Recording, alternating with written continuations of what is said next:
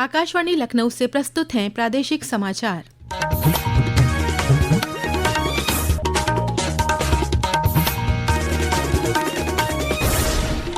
मुख्य समाचार।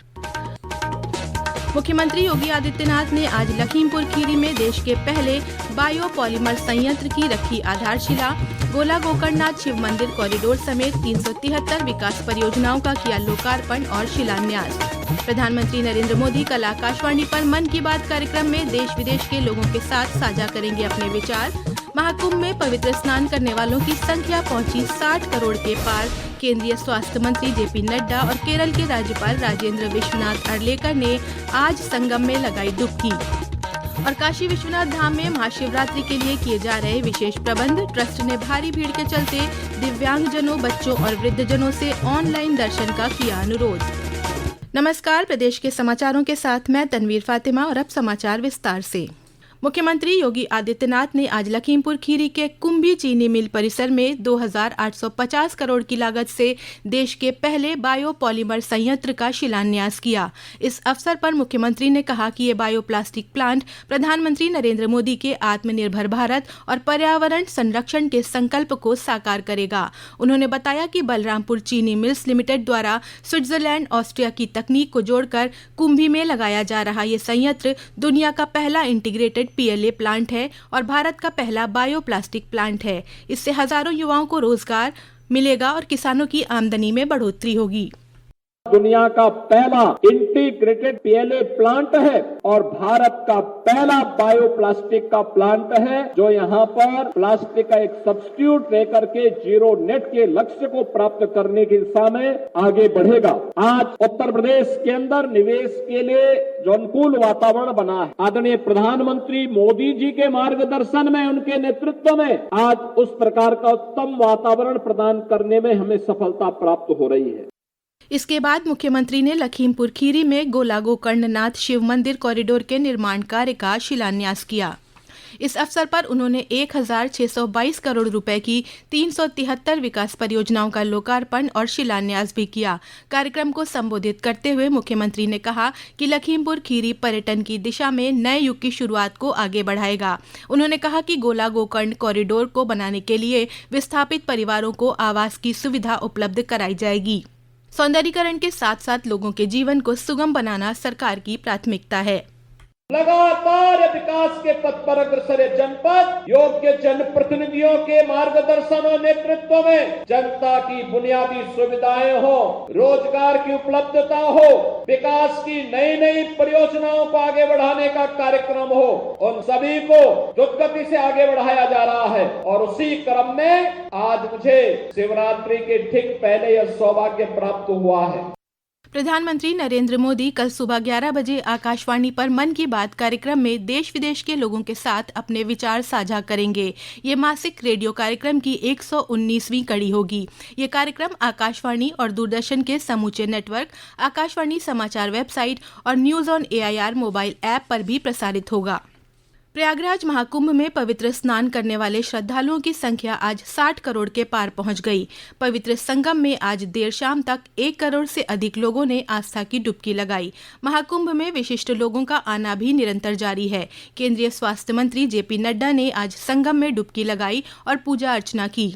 उनके साथ मुख्यमंत्री योगी आदित्यनाथ, उप मुख्यमंत्री ब्रजेश पाठक, भाजपा प्रदेश अध्यक्ष भूपेंद्र चौधरी सहित अन्य लोग मौजूद रहे। इसके बाद श्री नड्डा ने लेटे हनुमान मंदिर और अक्षय वट का दर्शन पूजन किया।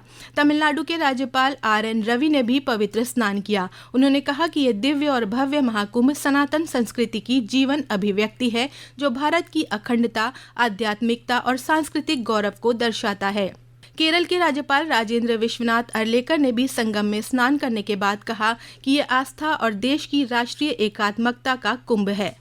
हमारे देश की पुरातन परंपरा जो है, इसको यहाँ फिर एक बार हमने उजागर करके दिखाई है और इसके लिए अपने यहाँ के मुख्यमंत्री आदरणीय योगी जी को मैं बहुत बहुत धन्यवाद देना चाहता हूँ। आस्था का तो कुंभ है ही, लेकिन हमारे देश की राष्ट्रीय एकात्मता का एक नए तरीके से एक कुंभ है। पूरे देश भर के करोड़ों भावुक लोग यहाँ आते हैं और आस्था की डुबकी लगाते हैं और यहाँ से जाते समय हम एक राष्ट्र है।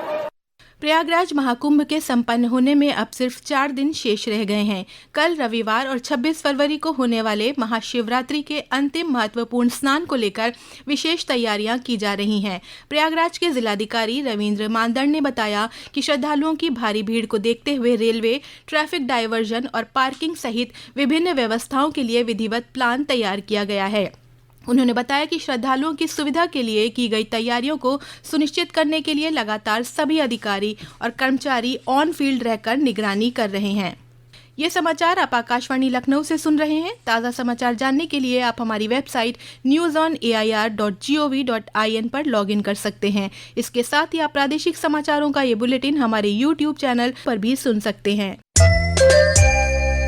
वाराणसी के काशी विश्वनाथ मंदिर में महाशिवरात्रि पर्व पर श्रद्धालुओं की सुविधा और सुरक्षा के मद्देनजर विशेष प्रबंध किए जा रहे हैं। मंदिर के मुख्य कार्यपालक अधिकारी विश्वभूषण मिश्रा ने बताया कि महाशिवरात्रि पर काशी में नागा सन्यासियों के साथ ही बड़ी संख्या में श्रद्धालु पहुंचेंगे। सुलभ और सुरक्षित दर्शन के लिए श्री काशी विश्वनाथ ट्रस्ट द्वारा तैयारियां की जा रही हैं। उन्होंने दिव्यांग, छोटे बच्चे और वृद्धजनों से अनुरोध किया है कि वे घर पर रहकर ही भगवान शिव के ऑनलाइन दर्शन प्राप्त कर सकते हैं। इस वर्ष का जो महाशिवरात्रि का उत्सव होगा वह और भी महत्वपूर्ण इसलिए है क्योंकि विश्व का सबसे बड़ा उत्सव महाकुंभ इस समय चल रहा है और महाकुंभ की समाप्ति महाशिवरात्रि के ही स्नान के साथ होती है। उस दिन यहाँ काशी में सभी नागा सन्यासी भी उपस्थित होते हैं। बड़ी संख्या में नागाओं का भी आगमन होता है। उनका भी स्वागत पुष्प वर्षा के साथ करने का प्रबंध श्री काशी विश्वनाथ न्यास ने किया है। इसके अतिरिक्त जो हमारी पहले से महाकुंभ के पलट प्रवाह के दृष्टिगत जो दर्शनार्थी यहाँ आ रहे हैं उनके लिए हमने पहला जो एंड टू एंड रेलिंग से लेकर और चिकित्सा सुविधाएं, खोया पाया केंद्र, लाइनों में लगे हुए श्रद्धालुओं को पानी पिलाने की व्यवस्था, गुड़ की व्यवस्था, साफ सफाई की व्यवस्था, अतिरिक्त सुरक्षा कर्मियों की व्यवस्था, ये सारा कुछ किया गया है। राज्यपाल आनंदीबेन पटेल ने आज उत्तर प्रदेश विधानसभा गैलरी का भ्रमण कर वहां के नवीनीकरण एवं आधुनिकीकरण कार्यों का अवलोकन किया। इस अवसर पर उन्होंने विधानसभा परिसर में स्थित विभिन्न भित्ति चित्रों, अत्याधुनिक सुविधाओं, डिजिटल गैलरी और विधानसभा की ऐतिहासिक धरोहर को संजोने वाले नवाचारों को देखा और उनकी सराहना की। राज्यपाल ने digital museum, sound and light show, विधानसभा के कार्यालय, बैठक कक्ष, राजर्षि पुरुषोत्तम दास हॉल, विधानसभा मंडप, संसदीय दल के कार्यालय का भी अवलोकन किया।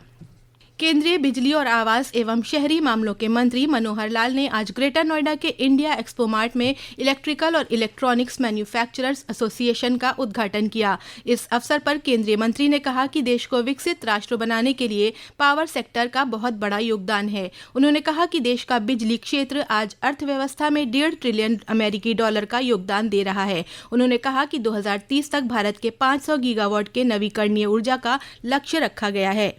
देश को विकसित भारत बनाना है। इस इकोनॉमिक ग्रोथ में पावर सेक्टर का बहुत बड़ा योगदान है। अभी जो हमारी पावर स्ट्रेंथ इकोनॉमी में हम शायद 1.5 ट्रिलियन और डॉलर का योगदान अपना कर रहे हैं। अपना टारगेट 3 लाख ट्रिलियन का करके चल रहे हैं। लक्ष्य को पाने के लिए हमको अपनी गति तेज करना होगा, बढ़ाना होगा।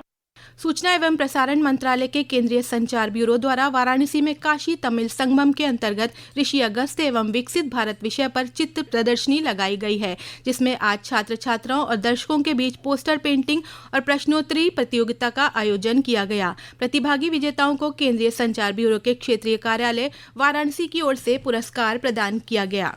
और अंत में मुख्य समाचार एक बार फिर। मुख्यमंत्री योगी आदित्यनाथ ने आज लखीमपुर खीरी में देश के पहले बायोपॉलीमर संयंत्र की रखी आधारशिला। गोला गोकर्णनाथ शिव मंदिर कॉरिडोर समेत 373 विकास परियोजनाओं का किया लोकार्पण और शिलान्यास। प्रधानमंत्री नरेंद्र मोदी कल आकाशवाणी पर मन की बात कार्यक्रम में देश विदेश के लोगों के साथ साझा करेंगे अपने विचार। महाकुंभ में पवित्र स्नान करने वालों की संख्या पहुंची 60 करोड़ के पार। केंद्रीय स्वास्थ्य मंत्री जेपी नड्डा और केरल के राज्यपाल राजेंद्र विश्वनाथ अर्लेकर ने आज संगम में लगाई डुबकी। और काशी विश्वनाथ धाम में महाशिवरात्रि के लिए किए जा रहे विशेष प्रबंध। ट्रस्ट ने भारी भीड़ के चलते दिव्यांगजनों, बच्चों और वृद्धजनों से ऑनलाइन दर्शन का किया अनुरोध। इसी के साथ प्रादेशिक समाचारों का ये बुलेटिन समाप्त हुआ। नमस्कार।